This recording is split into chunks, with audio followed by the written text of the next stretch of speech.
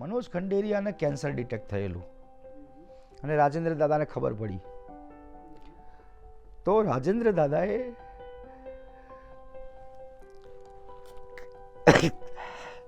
અનિલ કોણ કોણ વિચારે યાર, રાજેન્દ્ર દાદાને છે ને મીઠાઈ બહુ ભાવે, એટલે રોજ ઘરે બી જમ્યા પછી એમને મીઠાઈ જોઈએ. છેવટે મીઠાઈ ના હોય ને તો ગોળની કાંકરી, એને મીઠાઈ બહુ ગમે, ગળ્યું બહુ ગમે. તો ખબર પડી જેવી કેન્સરની ડિટેક્ટ થયું છે તો એમણે મીઠાઈની બાધા લીધી. અરે યાર ક્યા બાત હૈ.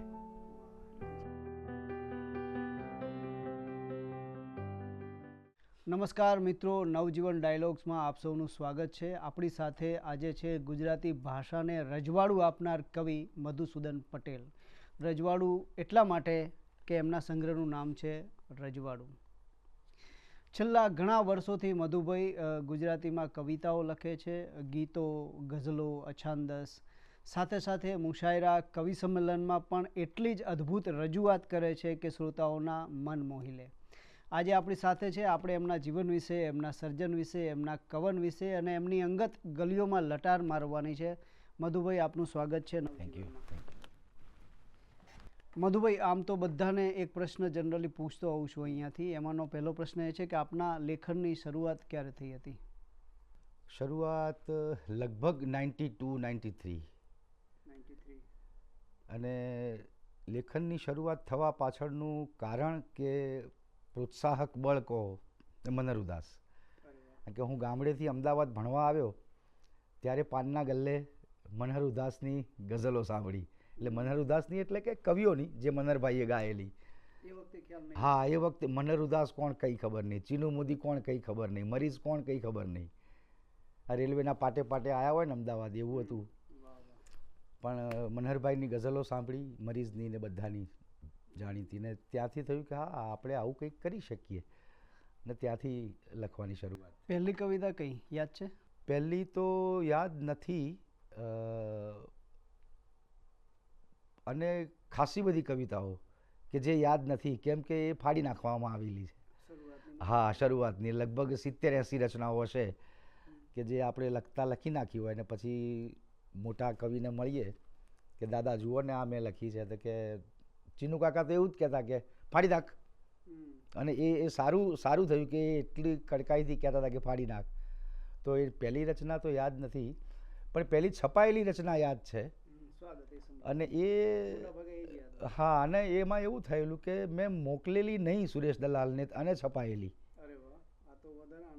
હા, કે સંજય ત્રિવેદી ખરો ને આપણો, એ વખતે પત્રકાર મુંબઈથી આવેલો, અને એણે એ આપણી કેટલી આવેલો VACની જૂની કેટલી હતી ને ઋતુરાજ, એ સૌમ્યને મળ્યો કે પછી કે બીજા કોણ કવિઓ છે, એટલે સૌમ્ય કે એક મધ્યો છે કે, તો મને મળ્યો. પછી મને કે સંભળાવો કવિ, તો મેં એક ગીત સંભળાવ્યું. 2 અંતરા થયેલા ને ત્રીજો અંતરો બાકી મનમાં હતો, તો એણે 2 અંતરા સુરેશ દલાલના આપ્યા, તો એ છાપી નાખ્યું ગીત એમણે. હવે એ ગીત શોધવું પડશે, આમાં રજવાડુમાં નહીં હોય કારણ કે ગીત સંગ્રહ હજી બાકી છે ને, એટલે બિલકુલ. તમે વર્ષોથી એક ફ્રીલાન્સર તરીકે કાર્યરત છો, અને મોટાભાગે જેમ આજથી વર્ષો પહેલાં નર્મદે કલમને ખોળે માથું મૂકેલું, આજે પણ એ કલમને ખોળે માથું મૂકનારા છે જેમ કે તમે. તો એ કલમના ખોળે માથું મૂકીને જીવવામાં તકલીફ પડે? આર્થિક રીતે, સામાજિક રીતે, બીજી દ્રષ્ટિકોણ? તકલીફ 100% પડે. જો તમારા પરિવારમાં આર્થિક સોર્સ તમારા ઉપર જ આધારિત હોય તો તકલીફ પડી શકે. મને તકલીફ ન પડી એમાં મારું નસીબ પણ હશે, કુદરતની કૃપા પણ હશે. પણ એક ટેકો એવો કે મારી પત્નીને ગવર્મેન્ટ જોબ, એ શિક્ષિકા, એટલે ઘરમાં, જોકે એ વખતે એનો 2500 રૂપિયા પગાર હતો, પણ એક વાત નક્કી હતી કે 5 વર્ષ પછી 2500 પગાર નહીં હોય, 5 વર્ષ પછી જે રેગ્યુલર હશે એ હશે. તો અમે 2 જણાએ મ્યુચ્યુઅલી નક્કી કર્યું કે તું નોકરી કરીશ ને હું ફ્રીલાન્સિંગ કરીશ. એટલે જીવનમાં ક્યારેય તકલીફ નથી પડી. પણ ક્યાં એવું થાય કે 2 મહિના કોઈ જ કામ ના હોય અને પછી એવું કામ હોય કે તમારે રાત દિવસ કામ કરવું પડે. એટલે ફ્રીલાન્સિંગમાં એ એક રેડ લાઇટ ખરી. જો તમારા ઉપર આધારિત હોય અને તમને ખૂબ વિશ્વાસ હોય તમારી પર તો તમે ફ્રીલાન્સિંગ કરો, બાકી એક સેફટી પોઈન્ટ ઓફ વ્યૂથી થોડુંક વિચારવું જોઈએ. ફ્રીલાન્સિંગ એટલે તમે તો ડોક્યુમેન્ટરી પણ લખો, હા. ફિલ્મો પણ લખો અને બીજા લેખન પણ કરો, માત્ર કવિતાને આધીન નહીં. નહીં. હા. તો તમે આ કવિતાને આધીન તો આજે પણ નથી, પણ જ્યારે શરૂઆત કરી અને પછી ખબર ક્યારે પડી કે કવિતામાં છંદ હોય, મીટર હોય તો એ કવિતાનું મૂલ્ય ગણાય? હા, એ હું જે કહું છું ને 93-94 એ શરૂઆતના દિવસોમાં એક રચના મેં લખી. તો મેં આપણો અંશુ જોશી ખરો ને, એક્ટર, એ મારો મિત્ર, કિટલી પર મળેલો મિત્ર. એ આર્ટ્સમાં અને હું કોમર્સમાં, પણ કિટલીના કારણે મિત્રતા થઈ. તો મેં અંશુને સંભળાવી. મને કે સરસ છે કે તું આ રતિલાલ જોગીને આપ. હવે રતિલાલ જોગી એ વખતે ત્યાં ગુજરાત સમાચારની પાછળ જે ખરું ને ત્યાં એમનું કાર્યાલય, તો હું મળવા ગયો. તો દાદા કે તમને છંદ વિશે ખબર છે? મેં કીધું ના દાદા, મને મનમાં આવે એમ પેલી મનહરદાસની ગઝલો સાંભળી હોય એમાં જે લય હોય એ લય પ્રમાણે આપણે લખીએ, પણ પરફેક્ટ ના આવે. પણ એમણે જોયું કે 5-7 પંક્તિઓ એવી હતી 7-8 શેરની ગઝલમાં કે અમુક એકદમ પરફેક્ટ છંદમાં હતી. એટલે કે આ કુદરતી તમારામાં છંદ છે, તમે થોડુંક ધ્યાન આપો તો તમે છંદમાં કરી શકો, તો એ ગઝલ છંદમાં જ હોવી જોઈએ. કીધું બરાબર છે દાદા. અને એમણે 10 મિનિટમાં મને મતલા, મક્તા, ઉલા મિશ્રા, સાની મિશ્રા અને એક સેમ્પલ આપ્યું. હા, કે આ રીતે કરવાનું, લઘુ કોને કહેવાય, ગુરુ કોને કહેવાય. 10થી 15 મિનિટનું એ લેસન એટલું બધું ઉપયોગી થયું મને કે બહુ જ શીખવાડી દીધું 15 મિનિટમાં. અને મારા જીવનની આનંદની ક્ષણોમાં હું આ ક્ષણનો ઉલ્લેખ અચૂક કરું છું દરેક વખતે. એ મને કંઈ બહુ લાગતું વળગતી વાત નથી, પણ સમાજને લાગતી વળગતી વાત છે. 15 મિનિટ પૂરી થઈ પછી મને કે તમે નવું જ્યારે લખો ત્યારે મેં આ જે સેમ્પલ આપ્યું ને એ છંદ પ્રમાણે કરજો અને મને ઘરે મારા બતાવવા આવજો. એટલે મેં કીધું ઓકે દાદા. કે ઘરે એટલા માટે કે અહીંયા હું નોકરી કરું છું તો એનો મને પગાર મળે છે, તો એ લોકોનો સમય હું તમને ના આપી શકું. એટલે કે અહીંયા મારો સમય જે છે એ મારા જે કામ માટે મને પગાર મળે છે એ કામને જ મારે સમર્પિત હોવો જોઈએ મારો સમય. વ્યક્તિગત સંબંધોમાં તમને હું જે કંઈ પણ શીખવાડીશ કે સલાહ આપીશ કે વાત કરીશ તો એ મારા અંગત સમયમાંથી મારા ઘરેથી આપીશ તમને. ક્યાં બાત હે, હું વંદન કરી ગયો દાદાને યાર. તો આ છંદ તરીકેની તમારી શરૂઆત થઈ, પછી મુશાયરાઓમાં આવવાની ક્યાંથી શરૂઆત થઈ? એ બધું છે ને, સાચું કહું અનિલ, કૃપા એટલી બધી થઈ છે ને મારી ઉપર. કૃપાનું પ્રથમ પગલું કયું? એક તો આ સંજય ત્રિવેદી વાળું જે કહ્યું ને કે મેં એને એમનામ જ ગીત સંભળાવ્યું, એણે લખી લીધું અને સુરેશ દલાલને આપ્યું. સુરેશ દલાલ મને ક્યારેય મળેલા નહીં, મેં એમને જોયેલા નહીં અને એમણે છાપી નાખ્યું. મજાની વાત કે જ્યારે કવિતાના 200મો અંક થયો ત્યારે 200મા અંકમાં 200 કવિતાઓ છાપેલી, તો એ કવિતા પાછી એમણે રિપીટ છાપી. એટલે એ કૃપા. બીજી કૃપા એ થઈ કે ઘાત પાણીની હતી રણમાં મર્યો, ઘાત પાણીની હતી રણમાં મર્યો, છેવટે તો એ જ કારણસર મર્યો. ને આ શેર થી લોકો મને ઓળખતા થયા અને એ શેર લગભગ મનીષ પરમાર નામના એક કવિ, એમણે શરદ ઠાકરને સંભળાવ્યો અને શરદ ઠાકરે એમની કોલમમાં ગુજરાત સમાચારમાં છાપ્યો. તો એ છપાયા પછી એ શેર ફરતો ફરતો મુંબઈ ગયો અને પછી મુંબઈથી INTના મુશાયરાનું આમંત્રણ આવ્યું. અરે વાહ, એક શેર 2 પંક્તિ તમને ક્યાંથી ક્યાં લઈ જઈ શકે. વાહ. એ કદાચ સૌમ્ય એ પહોંચાડ્યો હશે શેર, મને એવું લાગે છે. તો એ આખી ગઝલ યાદ છે તમને? ના, એ મતલા એક જ, એટલે મતલા નથી પણ એ છૂટો શેર છે. અચ્છા, એવું છે. અને બહુ શરૂઆતના દિવસોમાં લખાયેલો. તો એ ગઝલ ક્યારે પૂરી કરશો આપ? એ ગઝલ મને ઘણા બધા મિત્રોએ કહ્યું, પણ હવે મારું ત્યાં પરીક્ષા છે અનિલ, કે એ જે પ્રકારનો થયો છે એવા બીજા 4 શેર કરવાના થાય છે, એટલે એ થોડુંક અઘરું છે. એટલે તો તમને કવિ સંમેલન કે મુશાયરાના અનુભવો કોઈ યાદગાર? યાદગાર અનુભવો તો લગભગ બધા સારા જ રહ્યા છે. હા, એક મુશાયરો હમણાં થયો હતો, એ જગ્યાનું નામ નહીં લઉં હું કયા શહેરમાં હતો, પણ ક્યારેક એવું પણ થાય મુશાયરામાં લગભગ દરેક કવિનું એક્સપેક્ટેશન હોય કે દાદ આવે અને એ સ્વાભાવિક પણ છે, એ માનવ સહજ સ્વભાવ છે. દાદ ન આવે તો કવિનું રિસાઇટેશનમાં પણ ફરક પડે, કવિ પોતે બિચારો ડલ થઈ જાય.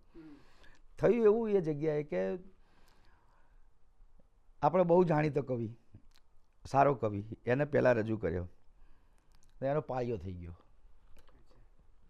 પછી મને રજૂ કર્યો, તો મારો લગભગ પાળિયો થવાની તૈયારી જ હતી.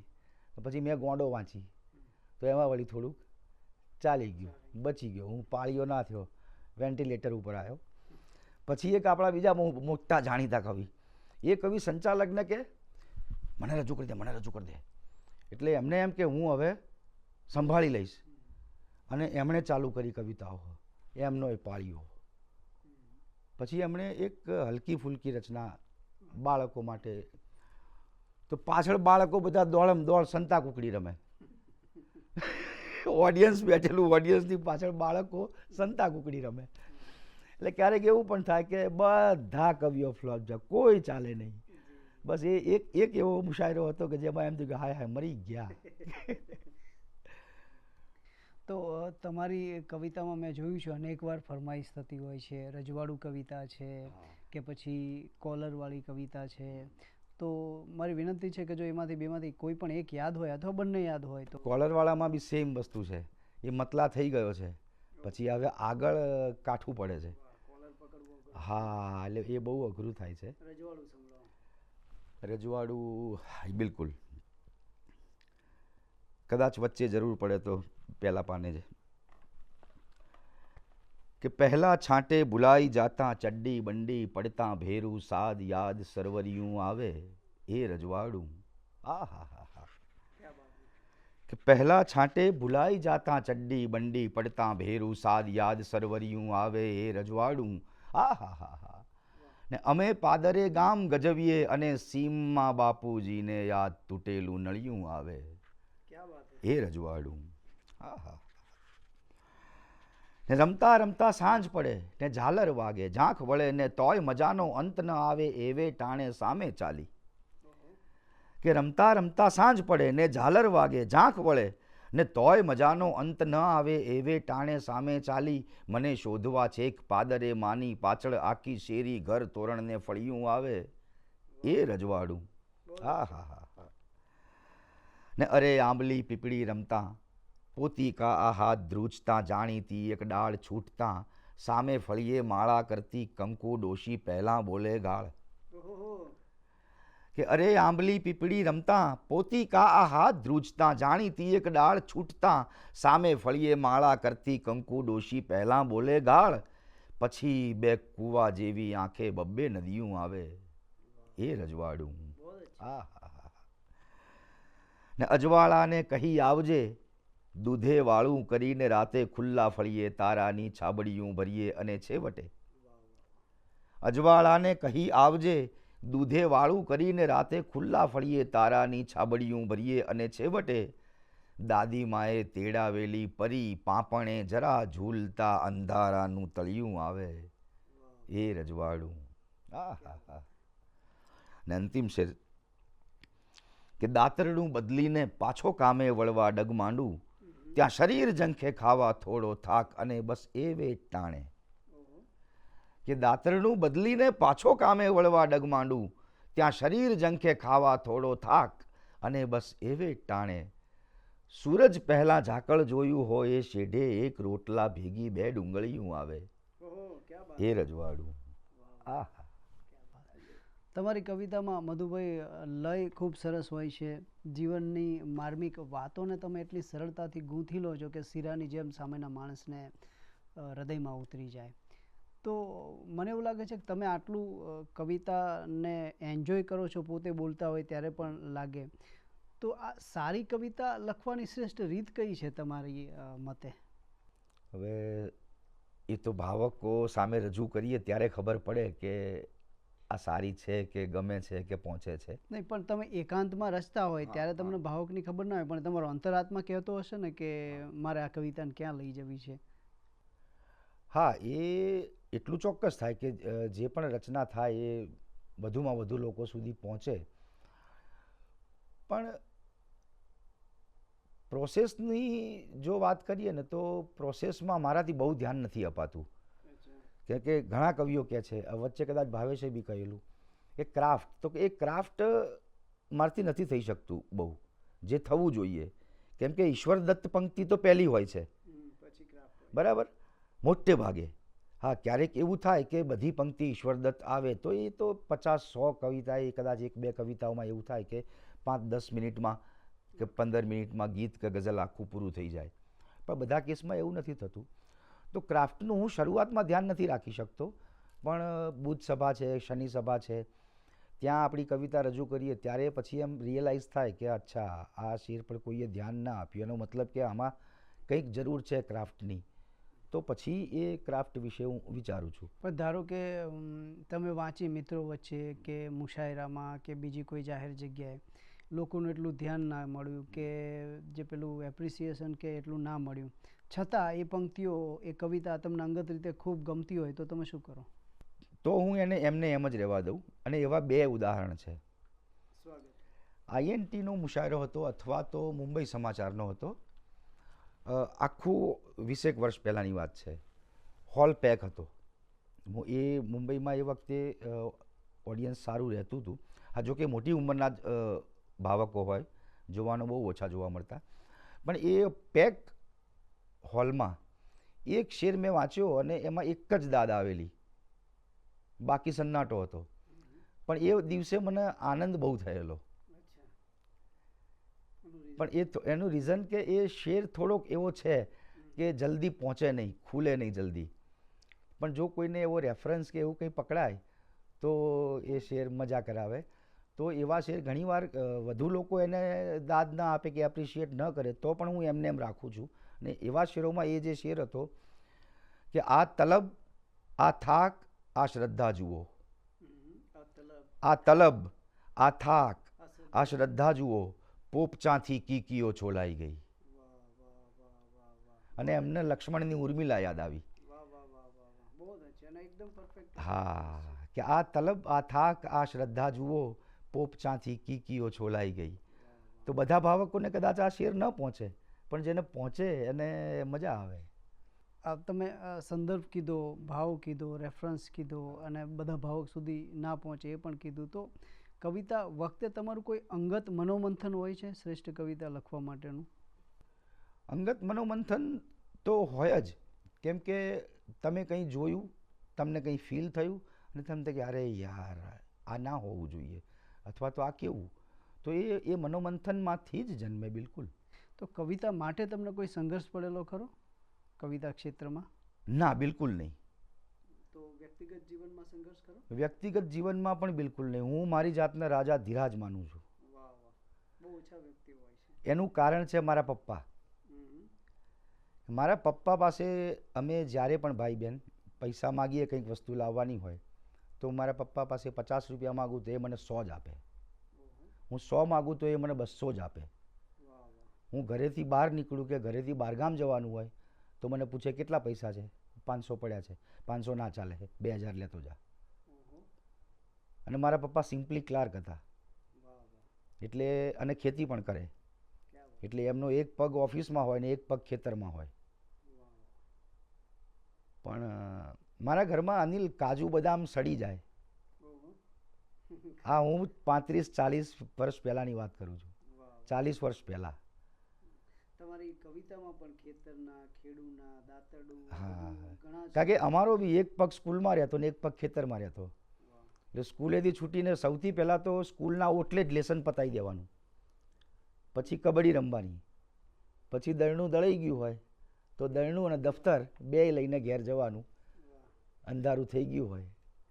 આ સમય મેં વર્ષો સુધી જોયું. અરે અરે અરે યાર. પણ તમે વર્ષોથી કવિતાઓ લખો છો તો સંગ્રહ આપવામાં આટલું બધું મોડું કેમ? એ કદાચ આળસ હોઈ શકે કે આપણે આળસ જ કહીએ એને. તો તમારું બાળપણ ગામડામાં વીત્યું? બિલકુલ ગામડામાં. 12મા ધોરણ સુધી હું ગામડે જ રહ્યો, ગામડે જ ભણ્યો. તો કવિતા લખવાની શરૂઆત થઈ એ ગામડેથી થઈ? ના, ગામડેથી નહીં. અમદાવાદ આવ્યો ને એ પહેલાં હું 1 વર્ષ હું પાટણ ભણ્યો. તો પાટણ કંઈ એવું કવિતા વિશે મને બહુ ખબર જ નહોતી, પણ કદાચ પેલા અમુક જીન્સમાં હોય કે અમુક વસ્તુઓ ગમતી હોય અને એમાં મનરુદાસની ગઝલો સાંભળી અને મને પોતાને સૌથી વધુ ગમેલી રચના હેજી તારા આંગણિયા પૂછીને કોઈ આવે રે, તો જીવનમાં સૌથી પહેલાં ગમેલી અને એમ થાય કે યાર ક્યાં બાત હે. તો એ એક સંસ્કાર કદાચ પડ્યા હશે કે કવિતા ગમતી હતી અને મનરુદાસને સાંભળ્યા અને પછી લખતા થયા. તો તમે સાંભળીને લખતા થયા, સાથે સાથે તમારા વાંચનનો ફાળો ખરો તમારા લેખનમાં? ના અનિલ, વાંચનનો હું વાંચવામાં બિલકુલ I am very much poor at reading. મેં બહુ વાંચ્યું જ નથી. પણ જે ઓછું થોડું ઘણું વાંચ્યું છે એમાં થોડું ઘણું વાંચ્યું એમાં નાનપણમાં એક મળેલા જીવ વાંચેલી. મારા પપ્પા કદાચ એમના પોતાના માટે લાયા હશે વાંચવા, અને એ મેં 8મા 9મા ધોરણમાં વાંચેલી, મને મજા પડેલી. તો એ થોડોક હશે રસ સાહિત્યમાં એ વખતે. અને પછી મેં બીજું પુસ્તક વાંચ્યું સચ્ચિદાનંદનું, મારા અનુભવો. અદ્ભુત અદ્ભુત. એ નાનપણમાં જ વાંચ્યું મેં, એ લગભગ 8મા 9મા ધોરણમાં જ વાંચ્યું. પણ પછી વાંચનનો એવો શોખ કેળવાયો નહીં. પછી અમદાવાદ આવ્યા પછી થોડા ઘણા પુસ્તકો અમુક કાવ્ય સંગ્રહોમાંથી પસાર થયો, પણ બહુ જે હોવું જોઈએ એટલું રીડિંગ મારું નથી. તો અને કવિતાઓ કઈ કઈ વાંચેલી કાવ્ય સંગ્રહો? કાવ્ય સંગ્રહોમાં મરીઝ હજી પૂરો નથી થયો. મરીઝના કાવ્ય સંગ્રહમાં એવું થતું હતું અનિલ કે 3 શેર વાંચું ને પછી આગળ વંચાય જ નહીં. હા, કે મરીઝ એવો કવિ છે કે એ 3જા શેરે તો તમને એની દુનિયામાં લઈ જ જાય, પછી એ દુનિયામાંથી તમે 4થો શેર તમે વાંચી જ ના શકો, ભલે મરીઝ નો હોય તો. અરે ઘણા બધા એવા તો યાદ નહીં આવે, પણ મને જે સૌથી વધુ ગમેલો પહેલી વાર આમ જોતા જ કે ઈશ્વરથી વિશેષ નિરાકાર હોય છે વાળો શેર છે ને, વસ્તુ ઘણી મરીજ ના ઈશ્વરથી પણ વિશેષ એનો એ બીજો મિસરો છે ઉપરનો, જાણે છે સૌ ગરીબ કે વસ્તુ ઘણી મરીઝ, ઈશ્વરથી પણ વિશેષ નિરાકાર હોય છે. એટલે આ જે લાચારી, આ બદનસીબી, આ પેથોસ, આ દર્દ, એટલે એમ થાય કે ક્યાં વાત. હવે આ શેર વાંચ્યા પછી તમે આગળ શું વાંચો? તમે ખોવાઈ જ જાઓ, તમે વિચારે જ ચડી જાઓ તમે. તો કોઈ તમે ખોવાવાની વાત કરી, તો કોઈ તમારા જીવનની, તમારી જીવનની ઘટના કે બીજા કોઈની જીવનની ઘટના, સારી કે નરસી, કરુણ પ્રસંગ કે આનંદદાયક પ્રસંગ, એની ઉપરથી કોઈ કવિતા રચેલી ખરી તમે? એવું તો ઘણું બધું હશે, પણ એવું એક્ઝેક્ટ અત્યારે તો યાદ નથી આવતું. પણ ઘણા બધા શેરોમાં એ ઝલકે કે તમે સમાજમાં જેમમાં મરીઝનો શેર વાંચીને તમને બીજા શેર સૂજે, સમાજમાં તમે કંઈક એવું થતું જુઓ તો એ કવિની કવિતામાં રિફ્લેક્ટ થવાનું જ છે. એ બિલકુલ થવાનું. તમે આપણે ફ્રીલાન્સરની હમણાં વાત થઈ કે તમે વર્ષો સુધી ફ્રીલાન્સિંગ કર્યું, હજી પણ કરી રહ્યા છો. વિપિન પરીખની એક કવિતા હતી કે એક કવિએ રોજ કેટલી કવિતા લખવી પડે જેથી એનું જીવન નિર્વાહ થાય. એટલે ભાઈ એક ભૂક્કા કાઢી નાખે એવો પ્રસંગ કહું. આ પેલું જે મેં કીધું ને કે 200મો અંક થયો કવિતાનો, એમાં 200 કવિતાઓ છપાઈ, તો એ રીપ્રિન્ટ થઈ ને એ કવિતા, એટલે એનો પુરસ્કાર મળે, પણ એનો પુરસ્કાર અડધો મળે. પહેલી વાર જે મળે એ રેગ્યુલર જેટલો હોય એટલો મળે, પછી બીજી વાર થાય ત્યારે અડધો પુરસ્કાર મળે. તો એ પુરસ્કારનું મની ઓર્ડર સુરેશભાઈએ એટલે કવિતા મેગેઝિન મોકલેલું. અને હું એ વખતે નારણપુરાથી મકાન શિફ્ટ કરીને મારી વાઈફ જે સ્કૂલમાં નોકરી કરે છે નાની દેવતી, ત્યાં રહેવા ગયેલો, કારણ કે દીકરો નાનો એટલે ફીડિંગનો ને પ્રોબ્લેમ ના થાય એટલા માટે એ જ ગામમાં રહીએ કીધું 1.5 વર્ષ, દીકરો મોટો થઈ જાય ત્યાં સુધી. તો અમારા જે મકાન માલિક હતા એમના ત્યાં ફોન આવ્યો મારા સસરાનો કે મધુકુમારનું એક મની ઓર્ડર આવ્યું છે, તો નારણપુરા પોસ્ટ ઓફિસમાં જઈને છોડાઈ આવજો. સારું, તો હું તો ગયો. સોરી, મારા પડોશી હતા આકાશગંગામાં, સોલા રોડ, એમણે ફોન કર્યો મારા સસરાને ત્યાં, એમનો નંબર હતો એમની પાસે.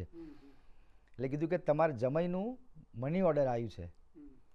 હવે અમારે દેવતીમાં એ વખતે ફોન નહીં, એટલે પછી મારા સાસુ ને સસરા બાપુનગરથી દેવતી આવ્યા કે તમારે મની ઓર્ડર આવ્યું છે તમે છોડી આવો. હવે બાપુનગરથી નાની દેવતી 42 કિલોમીટર થાય સ્કૂટર ઉપર. તો પછી હું ગયો મારું આઈ કાર્ડને લઈને નારણપુરા પોસ્ટ ઓફિસમાં. કીધું હું મધુસૂદન પટેલ ને મારું મની ઓર્ડર આવ્યું છે મુંબઈથી. તો આ કવિતાનું હતું 20 રૂપિયાનું મની ઓર્ડર. તો એની માટે તમારા સાસુ સસરા છેક ત્યાંથી ત્યાં કહેવા આવ્યા ને તમે ત્યાંથી લેવા ગયા. 84 કિલોમીટરનું પેટ્રોલ એની સામે 20 રૂપિયાનું મની ઓર્ડર આવ્યું. મજાની વાત હવે છે, થોડા દિવસો પછી અમે બાપુનગર ગયા મારા સાસરે. તો બેઠા અમે, પાણી બાણી આપી, ચા બા બનાવી. પછી મારા સાસુ કે તે મધુકુમાર આ તમારે રોજ કેટલી કવિતાઓ લખવી પડે? મેં કીધું ચમ? કે તમારે પેલી કવિતાને 20 રૂપિયા આવ્યા હતા તો કે એકના 20 હોય તો તમે જેટલી લખો તો મેળ પડે. અરે બહુ મજા આવેલી એ વખતે. આવા કોઈ બીજા પ્રસંગ બનેલા કોઈ રમૂજી કવિતામાંથી કે કવિતાને લગતી ઘટનામાંથી? ના, એ બસ આ રમૂજી તો આ એક જ થયેલો. હા, આપો અચાનક જ. અને સ્વાભાવિક છે કે સાસુ સસરા વિચારે કે આ મારા જમાઈ આ 20 રૂપિયા કમાતો હશે તો મારી છોડીનું શું થશે. પણ એમને એ બધી ખબર ના હોય ને કે આપણે ફ્રીલાન્સિંગ કરતા હોઈએ તો એના વિશે એમને ખબર ના હોય કે આપણી એમાં રેમ્યુનરેશન કેવી રીતનું હોય છે. પછી શાંતિથી બધી વાત કરી, તમે બિલકુલ ચિંતા ના કરો. કવિને દીકરી આપતા મા બાપ ડરે? 100%. હું જો સાચું કહું અનિલ, હું કવિ થયો એ પહેલાં મારી સગાઈ થઈ ગયેલી. બાકી જો હું કવિ થઈ ગયો હોત ને પછી સગાઈ કરવાની વાત આવી તો મારા બાપાના વાળ ધોળા થઈ જાત. 100%. મારી સગાઈ થયેલી 9મા ધોરણમાં. હું 9મા ધોરણમાં ભણતો હતો અને મારી વાઈફ 5મા ધોરણમાં ભણતી હતી. એટલે મારા પપ્પાને એ લોકો જોવા ગયા ને કે ભાઈ એક છોકરી છે સારી, તો મારા પપ્પા અને કાકા અને 2-3 અમારા કુટુંબના માણસો, તો મારી વાઈફ અને એનો નાનો ભાઈ, એ નાનો ભાઈ 5-6 વર્ષ નાનો હશે એનાથી, તો બે પેલી છાપો રમતા હતા 2 જણા. એ વખતે મારી સગાઈ થયેલી. એ થઈ ગઈ તો સારું થયું, બાકી ના થાત. તો કવિતા એક્ઝેક્ટ કયા ઉંમરે લખવાની શરૂઆત કરી? આ તમે 92 એટલે લગભગ 20 વર્ષ. 20 વર્ષ. અચ્છા. એટલે વાંધો નતો, સેફ થઈ ગયા. હા, બિલકુલ. તો તમે હમણાં પણ ઘણી બધી કવિતાઓ લખી રહ્યા છો, તો છેલ્લે કઈ કવિતા લખી? છેલ્લે આજે તાજી જ લખેલી સંભળાવું. ઇરશાદ. નવજીવન પહોંચ્યો ત્યાં સુધી ગાડીમાં પેલા ઓડિયોમાં બોલતો ગયો અને લખતો ગયો. અરે વાહ. તો એ જોઈએ કે શું થાય છે મારું. તમે માનો કે ના માનો, હવાનું જ્ઞાન છે યારો. તમે માનો કે ના માનો, હવાનું જ્ઞાન છે યારો. રિહા થઈને ઘરે પાછા જવાનું જ્ઞાન છે યારો. ને તમે અટકળ કરી લેશો તો ખોટા પાપમાં પડશો. તમે અટકળ કરી લેશો તો ખોટા પાપમાં પડશો. શરીરી દર્દ માટેની દવાનું જ્ઞાન છે યારો. ને ફરી ઘાયલ થવાનું હોત તો હું પાર્ટી આપત. કે ફરી ઘાયલ થવાનું હોત તો હું પાર્ટી આપત. પણ આ તો બસ જરા સાજા થવાનું જ્ઞાન છે યારો. ને મને આનંદ છે કે એ તરત વર્તાય એવું છે. કે એ તરત વર્તાય એવું છે. રૂડી યાદોની મસ્તી છે, નવાનું જ્ઞાન છે યારો. ને હવે આ ખીર ને આ કાગડાની રાહ રહેવા દો. કે હવે આ ખીર ને આ કાગડાની રાહ રહેવા દો. એ પૂર્વજને ધુમાડો થઈ જવાનું જ્ઞાન છે યારો. છેલ્લે આજે આ તાજી લખાયેલી. તો એક કવિ તરીકે તમે દુનિયાને કઈ રીતે જુઓ છો? દુનિયામાં એવું છે અનિલ કે દુનિયાને જોઈને દુઃખી તો બહુ જ થવાય છે. કવિ માટે દુઃખ જરૂરી છે. હા, અને પછી ક્યાંક સારી ઘટનાઓની માહિતી મળે છાપા દ્વારા કે ટીવી દ્વારા, વોટ્સએપ દ્વારા, ત્યારે પાછો આનંદ પણ એટલો જ થાય કે નહીં ચલો, હા દુનિયા એટલી ખરાબ નથી, એમાં આવા સારા માણસો પણ છે. કે ભાઈ 100 કૌરવો હતા તો એમાં એક સારો પણ હતો. તો એ જે કે પર્સન્ટેજની વાત કરીએ તો કે 100% ખરાબ કશું નથી હોતું, એમાં સારપ હોય જ છે ક્યાંક ને ક્યાંક. સારપ દર્શાવતી તમારી કોઈ કવિતા ખરી? સારપ દર્શાવતી અનિલ તાત્કાલિક તો અઘરું થશે યાદ કરવું.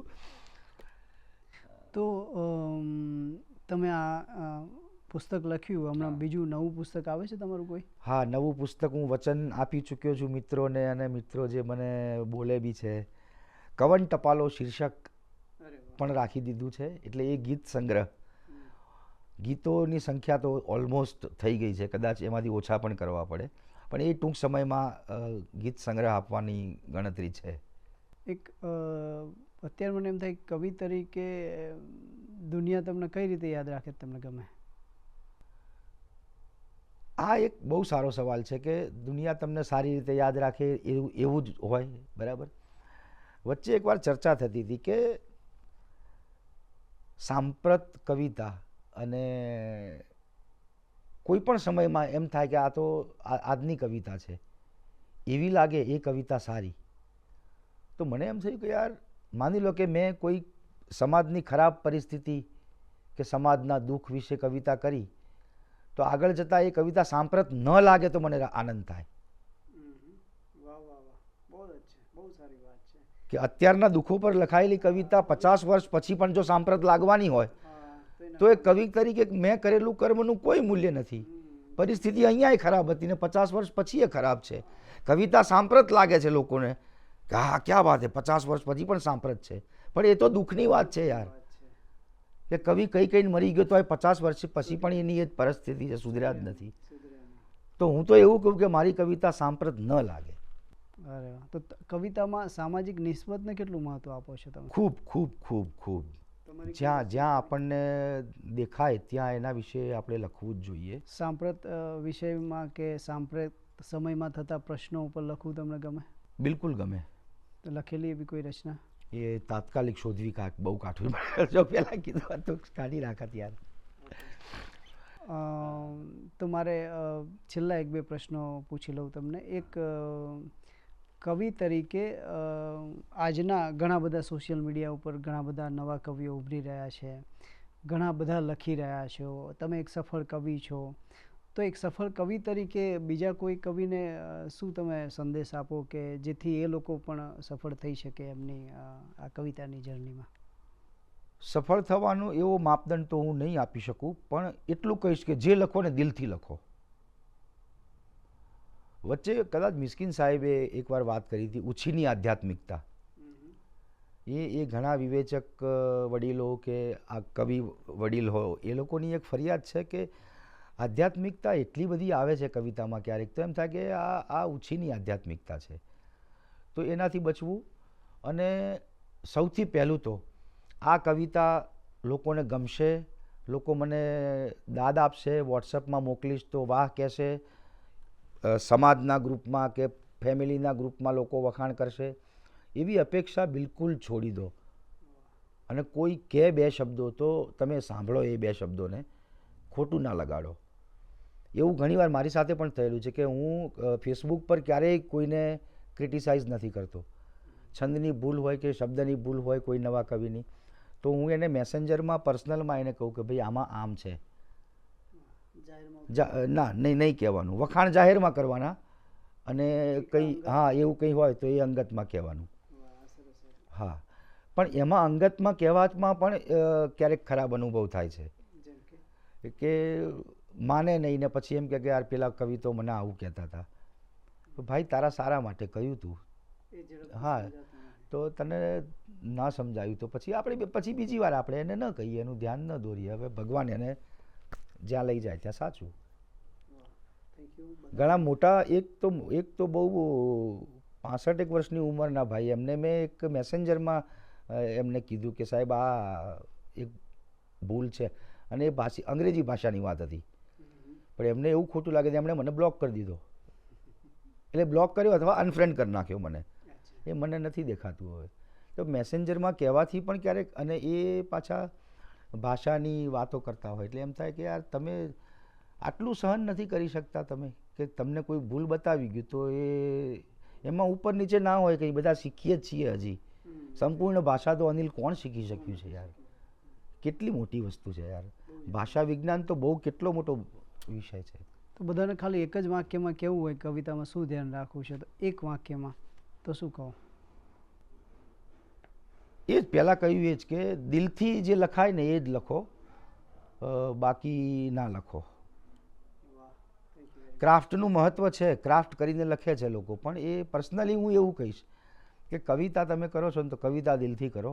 હા, તમે પ્રોફેશનલી ગીત લખતા હો તો ત્યાં તમે ક્રાફ્ટ બતાવો તો એ બરાબર છે, પણ કવિતામાં બને ત્યાં સુધી સહજ રહેવું. હા સહજ રહેવાય તો એ વધારે સારું છે.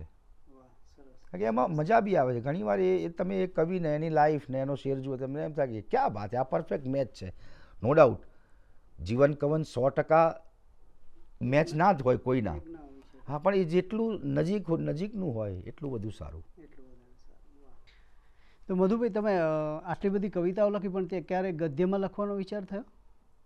અછાંદસ લખી છે થોડીક, ના, એ પણ કવિતા ગદ્ય છે. હા એ કવિતા છે ના. ગદ્યમાં એક બાળ વાર્તા લખેલી.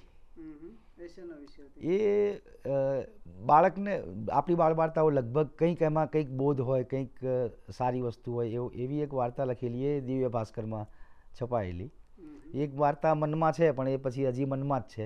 એ ક્યારે આવશે? એ મનમાંથી હવે કાગળ ઉપર ક્યારે આવશે રામ જાણે. અચ્છા. એટલે એ દિશામાં હું નથી જઈ શકતો બહુ. હમ. કારણ કે વિચાર આવે છે ને અને તો પેલું આપણે ટેવ પડી ગઈ ને હવે.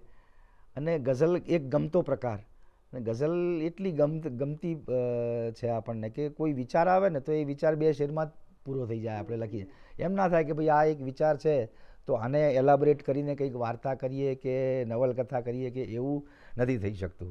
તો એ લખવાનો તમારો કોઈ ચોક્કસ સમયગાળો છે? કયા સમયમાં લખવું આ સાહિત્ય? ના બિલકુલ નહીં. પણ હા એવું છે કે મોટે ભાગે રાત્રે વધારે લખાય છે. તો તમારું ફ્રીલાન્સિંગ વર્ક હોય અન્ય લેખન સાહિત્યો ત્યાં, તો એ લખાણ માટે કોઈ સમયગાળો છે? કારણ કે એમાં જ તમારે સમય પ્રમાણે પૂરું કરી નાખવું. ના એમાં સમયગાળો તો નહીં, પણ હવે શું છે કે લગભગ બધા ઓળખતા થઈ ગયા છે એટલે, અને ઈશ્વર કૃપાથી એ કામમાં બી ક્યારેય લેટ નથી થતું. એકવાર થયેલું અને એમાંથી આ રજવાડું કવિતા આવેલી. સરદાર સરોવર યોજનાનો પ્રોજેક્ટ હતો, એની ડોક્યુમેન્ટરી સ્ક્રિપ્ટ હું લખતો હતો. અને એમાં પાણી ને વરસાદ ને વોટર કન્ઝર્વેશન ને આ બધી વસ્તુઓ આવે, પાણી સાથે રિલેટેડ વસ્તુ છે એટલે.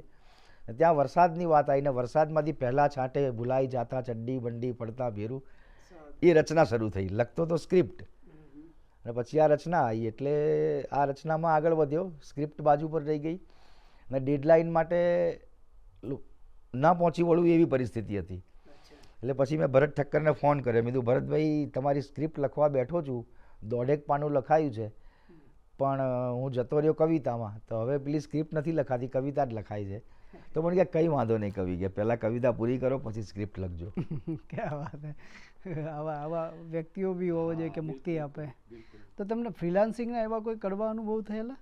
ફ્રીલાન્સિંગમાં અનિલ કડવો અનુભવ એક થયેલો, પણ હવે એ તો ઠીક છે, હવે એવા તો થાય હવે.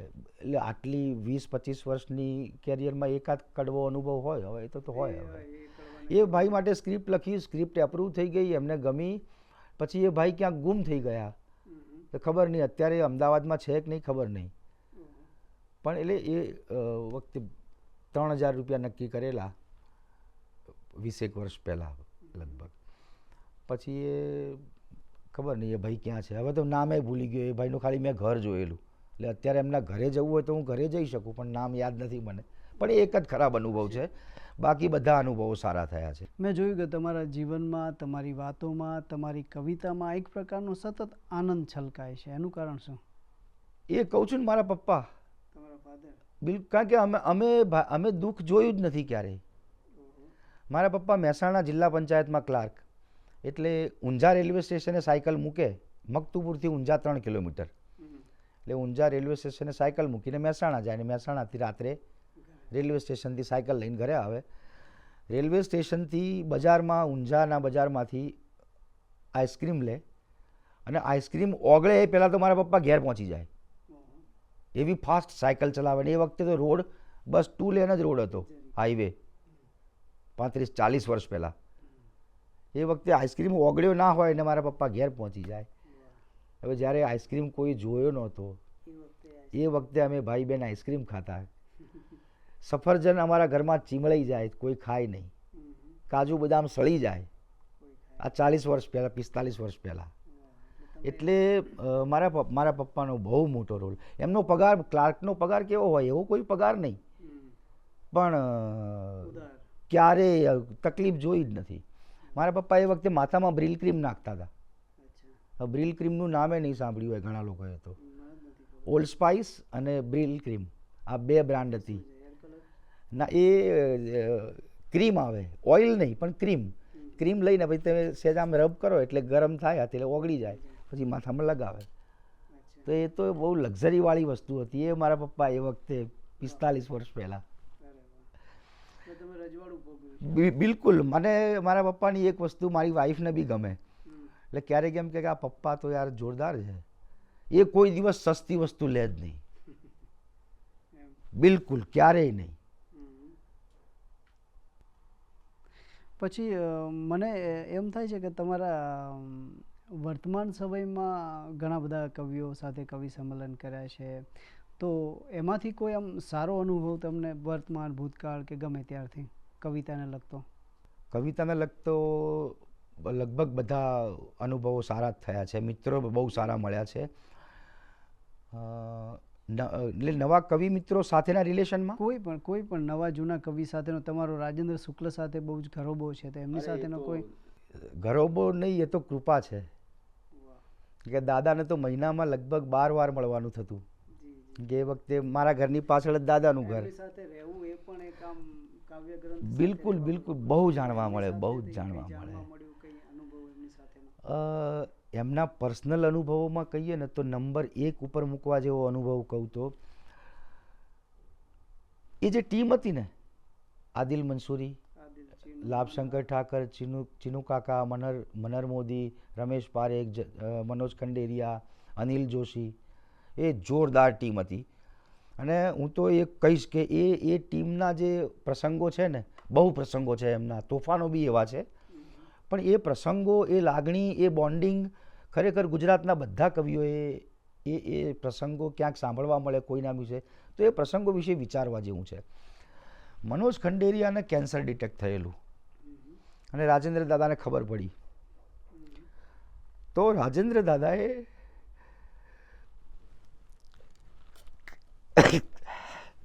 અનિલ કોણ બિચારે યાર, રાજેન્દ્ર દાદાને છે ને મીઠાઈ બહુ ભાવે, એટલે રોજ ઘરે બી જમ્યા પછી એમને મીઠાઈ જોઈએ.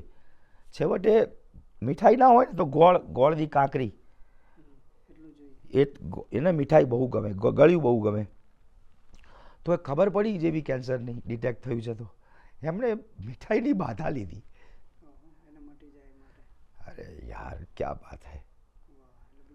પછી એ અહીંથી એમને મળવા માટે નીકળ્યા, એક કાર્યક્રમ પણ હતો ત્યાં, તો બોરસલ્લીના ફૂલની માળા બનાવી બસમાં એને મનોજ ખંડેરિયાને અર્પણ કરવા. ક્યાં બાત હે, આ કોણ કરે. અને પછી ત્યાં મળ્યા ત્યારે જમણવાર હતો, તો દાદાની થાળીમાં મીઠાઈ નહીં, અને મનોજભાઈને તો ખબર કે રાજેન્દ્રને તો મીઠાઈ બહુ ભાવે છે, તો કે મીઠાઈ કેમ નથી કવિ?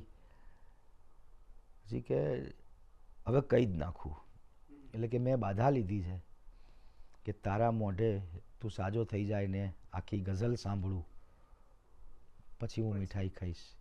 તો કે કવિ આવું ના કરાય, કે ગઝલ બઝલની વાત રહેવા દો, કે અત્યારે એક શેર સંભળાવું અને તમે મીઠાઈ ખાઓ, કે આ છોડો કે તમે આ. અરે યાર આ બોન્ડિંગ ક્યાં જોવા મળે આપણને. અરે બિલકુલ બિલકુલ બિલકુલ. દાદા તો બહુ મજાની વાત છે. તમારા વ્યક્તિગત જીવનમાંથી તમારો આવો કોઈ અનુભવ ખરો જે તમને યાદ રહ્યો હોય, તમારા હૃદયમાં સચવાયો હોય? ના, આવા કરુણ પ્રસંગો તો લગભગ એવા નથી કે બધા કુદરતે તમને એ બધા દુઃખોથી આમ મુક્ત રાખ્યા છે. હા, એવું કંઈ બિલકુલ કહી શકાય કે આ રૂજુ માણસ છે, આમને ઉપર ભાર મૂકવા જેવો નથી. વાહ, થેન્ક યુ મધુભાઈ. અને છેલ્લે અમારી વિનંતી છે કે તમારી 2 કે 3 રચનાઓ સંભળાવો. 1-2 મુક્તક હું હમણાંથી રેગ્યુલર વાંચું છું મુશાયરામાં, કે ભાઈ આપણે 5-6 મહિના સુધી એ લગભગ આપણી સ્ક્રિપ્ટ એ નહીં રહે, કારણ કે ઓડિયન્સ બદલાતું હોય. તો એ 2 મુક્તક જે હું વાંચું છું, મને એમ થાય કે મારે આ વાંચવા છે, અંદરથી ઈચ્છા થાય એવા 2 મુક્તક.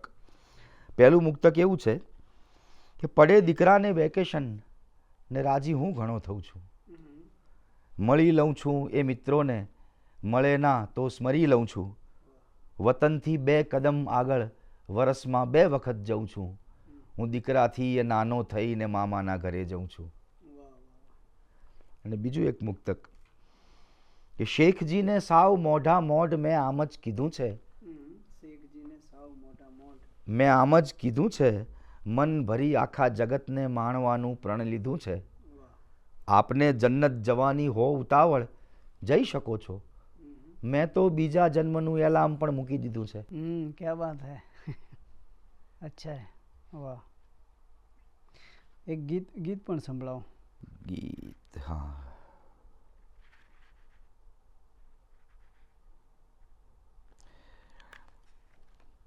એક ગઝલ જે ખુલી છે તરત જ એ વાંચું છું. સ્વાગત. કે ભલે ગઝલ પણ ગઝલથી એવો નાતો કરીએ, ભલે ગઝલ પણ ગઝલથી એવો નાતો કરીએ, સોરઠના ભજનીકને ગઝલો ગાતો કરીએ. ક્યા બાત હૈ. ને તેં જે રીતે આવ કહ્યું ને એ કાફી છે. તેં જે રીતે આવ કહ્યું ને એ કાફી છે, શીરો બીરો રહેવા દે બસ વાતો કરીએ. ક્યા બાત હૈ. કે તેં જે રીતે આવ કહ્યું ને એ કાફી છે, શીરો બીરો રહેવા દે બસ વાતો કરીએ. ને પ્રથમ તો આ તળેટીએ આ જીવનને ગુસ્સો પીતો કરીએ ને ગમ ખાતો કરીએ. ને ઉજાગરાની વાત આમ પણ અંગત છે, અંગત છે, રંગ આંખનો કેમ પરાણે રાતો કરીએ. ને અતિક્રમણ જો લાગે કરશું પ્રતિક્રમણ પણ, કે અતિક્રમણ જો લાગે કરશું પ્રતિક્રમણ પણ, દેશ વિદેશે નવી નવી ગુજરાતો કરીએ. ને પંચાયતનો રોલ નથી સંસદથી નાનો, કે પંચાયતનો રોલ નથી સંસદથી નાનો, સૌને લઈને સાથ શરૂ પંચાતો કરીએ. ને સુણો મધુજી આય સાધના સમૂહ કર્મ છે, આય સાધના સમૂહ કર્મ છે, હૈયે માતો નથી હરખ તો માતો કરીએ. કે સુણો મધુજી આય સાધના સમૂહ કર્મ છે, હૈયે માતો નથી હરખ તો માતો કરીએ. એટલે ઘણીવાર એ કંટ્રોલ પણ જરૂરી છે કે હૈયે અતિરેક ના થઈ જાય આનંદમાં. યસ. ગીત એક પ્રાર્થના ગીત છે કે હે લક્ષ્મીજી હૃદય કામના આજે આવી અધરે, હે લક્ષ્મીજી હૃદય કામના આજે આવી અધરે, કૃપા કરો કંઈ લેવા કાજે હાથ કદી ના પ્રસરે. હે લક્ષ્મીજી હૃદય કામના આજે આવી અધરે, ને બની શકે તો સરસ્વતીની સાથે સાથે આવો, કાં તો મારા પરસેવાની ધારે ધારે આવો. કે બની શકે તો સરસ્વતીની સાથે સાથે આવો, કાં તો મારા પરસેવાની ધારે ધારે આવો. બસ બે રસ્તે સ્વાગત માંડી મુજમન તમને કગરે, કૃપા કરો કઈ લેવા કાજે હાથ કદી ના પ્રસરે. ને અણદીઠ રહીને આવો કે માં કુમકુમ પગલે આવો, કુમકુમ પગલે આવો, સુખ શાંતિના સાચા અર્થો ઘરના મનમાં વાવો. યાચક આવે આંગણીએ તો હાથ કદી ના થથરે, કૃપા કરો કઈ લેવા કાજે હાથ કદી ના પ્રસરે. ને અંતિમ બંધ છે કે ગમે તમોને ત્યાં લગ માંડી મુજ ઘર વાસો કરજો, ગમે તમોને ત્યાં લગ માંડી મુજ ઘર વાસો કરજો, તમે પધારી હળવેથી બસ હળવેથી સંચરજો, જાજો એને ઉંબરીએ જે મુજથી જાજા સમરે, કૃપા કરો કંઈ લેવા કાજે હાથ કદી ના પ્રસરે. બીજી કોઈ ગઝલ કે રચના અંતિમ? જો ખરેખર પ્રેમ છે તો જાઓ ને હાંસલ કરો, જો ખરેખર પ્રેમ છે તો જાઓ ને હાંસલ કરો, ઘુંઘરૂની જાત પર જાદુ કરી પાયલ કરો. હરિઓમ. કે જો ખરેખર પ્રેમ છે તો જાઓ ને હાંસલ કરો, ઘુંઘરૂની જાત પર જાદુ કરી પાયલ કરો. ને પ્રેમમાં કંઈ ખાસ કરવાનું કશું હોતું નથી, પ્રેમમાં કંઈ ખાસ કરવાનું કશું હોતું નથી. જેમણે ઘાયલ કર્યા છે એમને ઘાયલ કરો. ને હોય હા તો સહેજ બસ માથું હલાવો, કાં પછી ના લખીને સહી કરો ને વાત રદ બાતલ કરો.